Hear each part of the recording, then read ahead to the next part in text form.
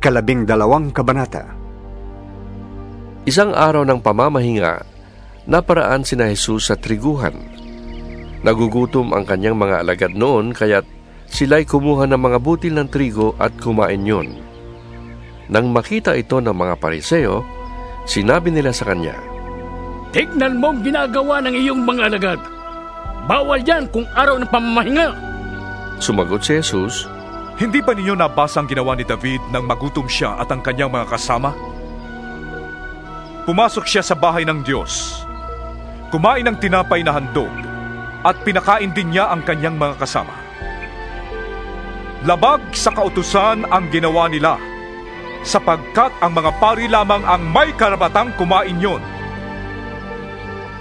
Hindi ba niyo nababasa sa kautusan na tuwing araw ng pamamahinga, ang mga pari ay may ginagawa sa templo na bawal gawin sa araw na yon?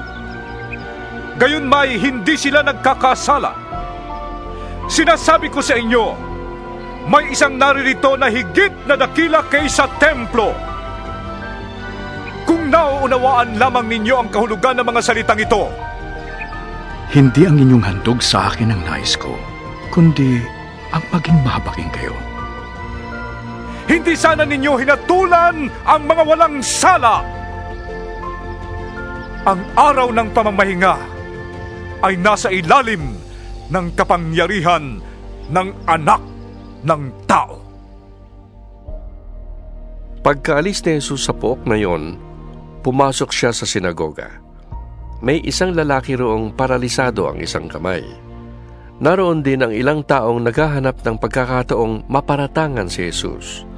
Kaya tinanong nila si Jesus, Naaayon ba sa kautusan na magpagaling kung araw ng pamamahinga? Sumagot siya, Kung kayo'y may tupang nahulog sa balon sa araw ng pamamahinga, hindi ba niyo ito iaahon? Higit na mahalaga ang isang tao kaysa isang tupa. Kaya't naaayon sa kautusan ang gumawa ng mabuti sa araw ng pamamahinga. Pagkatapos, sinabi ni Jesus sa lalaki, Iunat mo ang iyong kamay. iniunat nga ng lalaki ang kanyang kamay at ito'y gumaling gaya ng kabilang kamay. Umalis naman ang mga Pariseyong naroroon at nag-usap-usap kung paano nila maipapapatay si Jesus. Alam ito ni Jesus, kaya't umalis siya roon. Maraming sumunod sa kanya at pinagaling niya ang lahat ng may sakit. Ngunit mahigpit niyang pinagbilin na huwag nilang ipamamalita kung sino siya. Nangyari ito upang matupad ang sinabi ni Propeta Isaias. Naririto ang lingkod kong itinangi at hinirang. Iniibig ko ng labis at lubos na kinalulugdan. Ang banal kong espiritu sa kanya'y ibibigay. At doon sa mga bansa, ang hatol ko'y kanyang isasaysay. Hindi nakikipagtalo, mahinahong kong mangusap. Kung siya ay magsalita, sa lansangay di malakas. Hindi sa puputol ng tambong nakahapay, na hindi rin papatayin umaandap na ilawan. Hanggang itong katarungay mapairal niyang ganap. Pag-asa ng mga hentil ay sa kanya ilalagak. Dinala noon kay Jesus ang isang lalaking bulag at pipi na sinasaniban ng demonyo. Pinagaling siya ni Jesus kaya't siya ay nakakita at nakapagsalita. Namangha ang lahat at sinabi nila, Ito na kaya ang anak ni David? Nang iyo'y marinig ng mga Pariseo ay sinabi nila, Nakakapagpalayas siya ng mga demonyo sa kapangyarihan ni Beelzebul, ang prinsipe ng mga demonyo. alam ni Jesus ang kanilang iniisip kaya't sinabi niya, Ang bawat kahariang nahahati at naglalaban-laban ay pabagsak. At alinmang bayan o sambahayang naglalaban-laban ay mawawasak. Kaya't kung si Satanas ang nagpapalayas kay Satanas, kinakalaban niya ang kanyang sarili. Paanong mananatili ang kanyang kaharian? Kung ako'y nagpapalayas ng mga demonyo sa kapangyarihan ng Beelzebul, kaninong kapangyarihan naman nagpapalayas ng demonyo ang inyong mga tagasunod? Ang mga tagasunod ninyo ang magpapatunay na maling-mali kayo. Ngunit kung ako'y nagpapalayas ng mga demonyo sa kapangyarihan ng Espiritu ng Diyos, nangangahulugang dumating na sa inyo ang paghahari ng Diyos. Hindi mapapasok ang bahay ng isang taong malakas kung hindi mo na siya gagapusin. Kung nakagapos na siya, saka pa lamang malolooban ang bahay niya. Ang hindi panig sa akin ay laban sa akin, at ang hindi ko kasama sa pag-iipon ay nagkakalat. Kaya't sinasabi ko sa inyo, patatawarin ang anumang kasalanan at paglapastangan sa Diyos. Ngunit hindi patatawarin Ang anumang paglapastangan sa Espiritu Santo. Ang sinumang magsalita laban sa anak ng tao ay mapapatawad. Ngunit ang sinumang magsalita laban sa Espiritu Santo ay hindi mapapatawad, maging sa buhay na ito o sa kabilang buhay.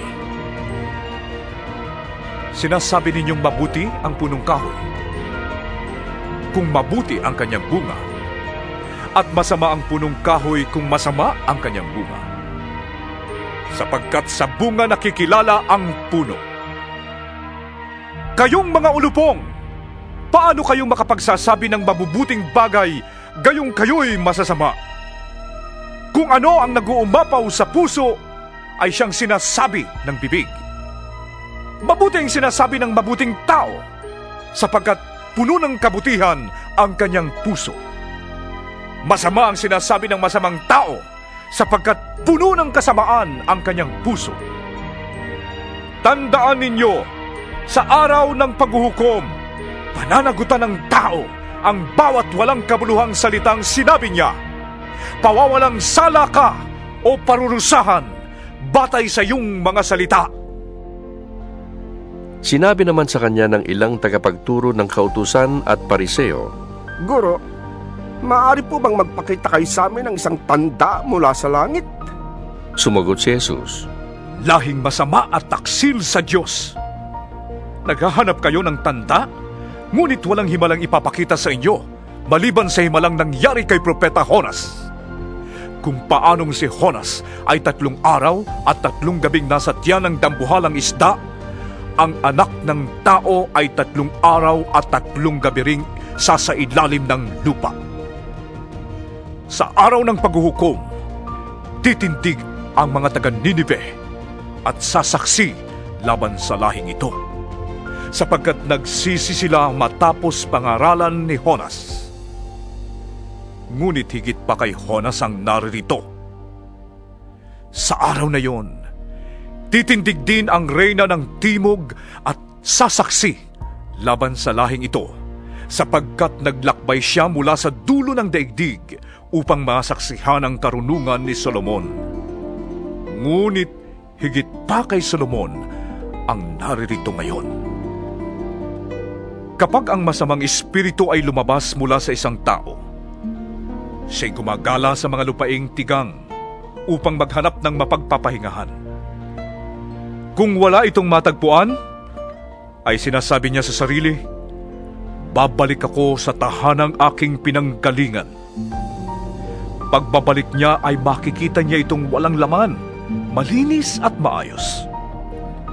Kaya't aalis siya at magsasama pa ng 7 espiritong mas masama pa kaysa sa kanya, at papasok sila at maninirahan doon. Dahil dito, ang kanyang magiging kalagayan ay mas masama pa kaysa dati. Ganyan ang mangyayari sa masamang lahing ito. habang si Jesus ay nangangaral, dumating ang kanyang ina at mga kapatid. Naghihintay sila sa labas at ibig siyang makausap. May nagsabi kay Jesus, Nasa labas po ang inyong ina at mga kapatid. Ibig nila kayong makausap. ngunit sinabi niya, Sino ang aking ina? At sino-sino ang aking mga kapatid? itinuro niya ang kanyang mga alagad at sinabi, Ito ang aking ina at mga kapatid.